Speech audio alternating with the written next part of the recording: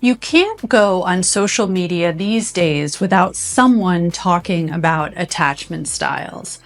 But what are attachment styles really, and why should you care?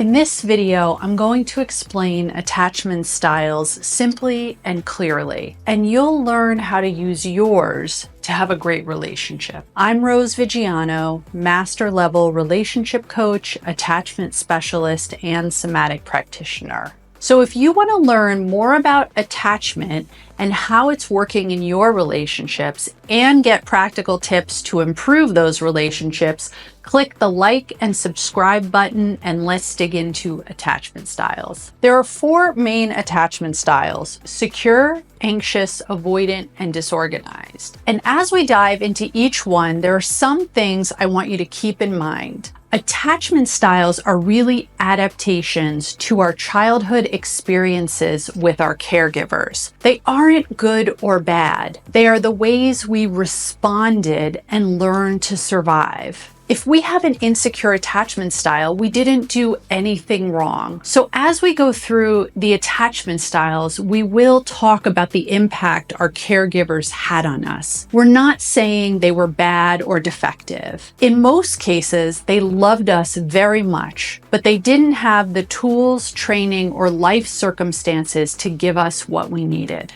Some other things that can impact how our attachment style developed are class, culture, level of safety, our own or a parent's illness. Also, please know that attachment styles can change. Just because you have a certain attachment style now doesn't mean you'll have it forever. A secure, functioning relationship is a great healing tool for insecure attachment. There are also many books, professionals, communities, and programs that can help you heal insecure attachment, whether you're partnered or not. One thing that helps with healing insecure attachment is actually identifying your own style. If you don't know yours, go take my free quiz to find out your attachment style. I'll link to it below. Now let's dive into each of these 4 main attachment styles. To properly understand them, you need to know where each attachment style comes from and how you can identify the style in yourself and in those closest to you. Let's start with secure attachment. Securely attached people typically grow up with plenty of love and support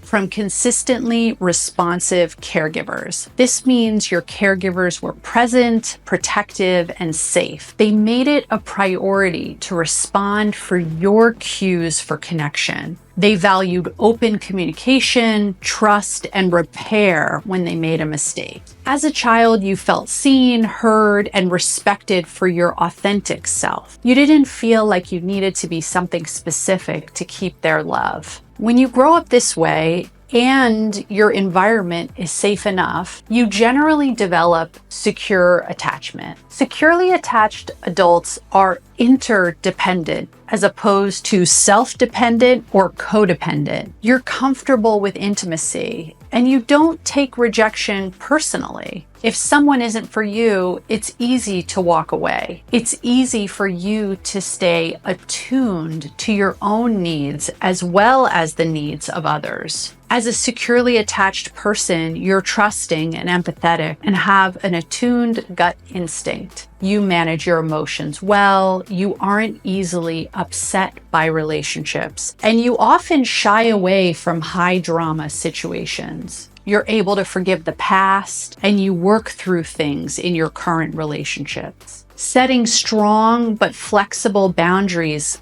come more easily for you. Secure adults can really take in and internalize the love they get from others. You can be vulnerable and open. You work well in a partnership, but are okay being on your own as well.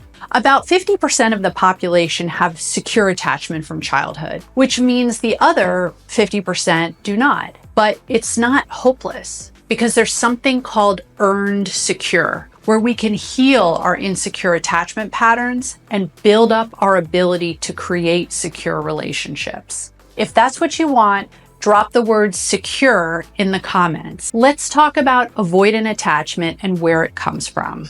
If your attachment style is avoidant, as children, your parents were probably not present enough. Instead, they may have been more focused mainly on themselves, or they may have actually been fully disconnected from you. As a kid, you were left alone too much, physically, emotionally, or both. Maybe you weren't hugged or kissed in loving ways or often enough. Maybe if you got attention, it was based on your performance. With avoidant attachment, often a caregiver didn't respond to your needs, and so you turn them off. Even as a young child, you stopped reaching out to have your needs met. You learned to meet your own needs yourself instead of going to a caregiver that couldn't or wouldn't respond. Alternately, you may have been experienced enmeshment or no boundaries or invasive caregiving. So as a child, you had to withdraw. In these homes, it was not okay for you to be your separate self. So you learned that love meant suffocation. Because of this, as adults, avoidant attachers can be emotionally distant, and you prefer working through issues yourself. Being vulnerable with a partner is a challenge. You're overly self-reliant because you had to rely on yourself. You value independence and don't like to depend on others because that wasn't safe for you. You need alone time to process your feelings. Avoidant attachers are often very competent and well put together and can be great in a crisis. And you also struggle to express empathy and recognize the needs of your partner. That's because attuning to your needs wasn't modeled for you. You yearn for connection underneath, but live with a fear of rejection, so you stay isolated in yourself. That's avoidant attachment.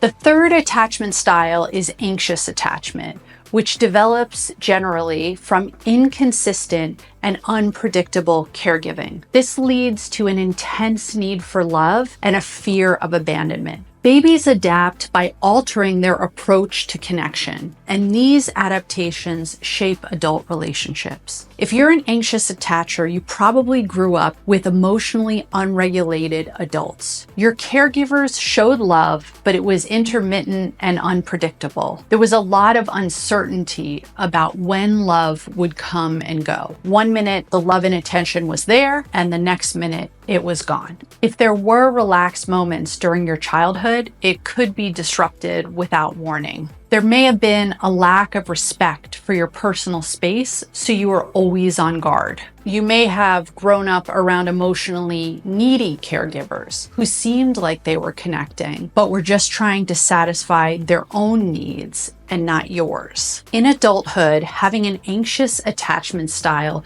usually means you are highly sensitive to any perceived rejection from a partner or even a potential partner. You may act needy and need a lot of reassurance that someone cares for you, loves you, and will stay with you. Even a small disconnection can feel like the world is ending. In fact, when your anxious attachment is activated, you can't calm down until you get that reassurance from the other person. All that might push others away. It's hard for you to take in the good of the relationship, and so you tend to focus on the negative parts. This is because the love you received as a child was inconsistent, so you're always waiting for the other shoe to drop.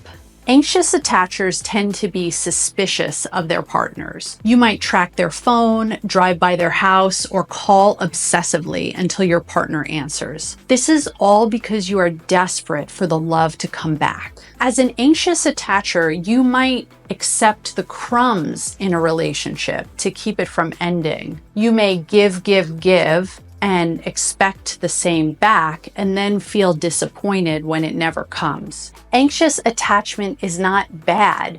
You may also be the glue in a relationship, the one who is more emotionally open and vulnerable and who pushes for growth. That's anxious attachment. The fourth type of attachment is disorganized attachment. Those who grew up with disorganized attachment had a big dilemma. You wanted to go to your caregivers for comfort and protection, but knew they weren't safe people. This could be because there was abuse, neglect, addiction, anger, or mental illness in your home. Overall, you grew up without a sense of protection. You had a parent or caregiver who was frightening too much of the time. Because of your reactions to the fear of your caregivers, you were possibly seen as the problem child and then punished more, which only made things worse. As an adult, folks with disorganized attachment experience excessive fear of two things. One, being engulfed by a partner, and two, being abandoned by one. And so you'll often swing between high anxiety and high avoidance behaviors. You may feel overwhelmed when relationships get too close and push them away. And you also crave emotional intimacy, yet you have trouble trusting and depending on others. Due to the history of bad things happening in your childhood, you might feel the need to control and manage situations.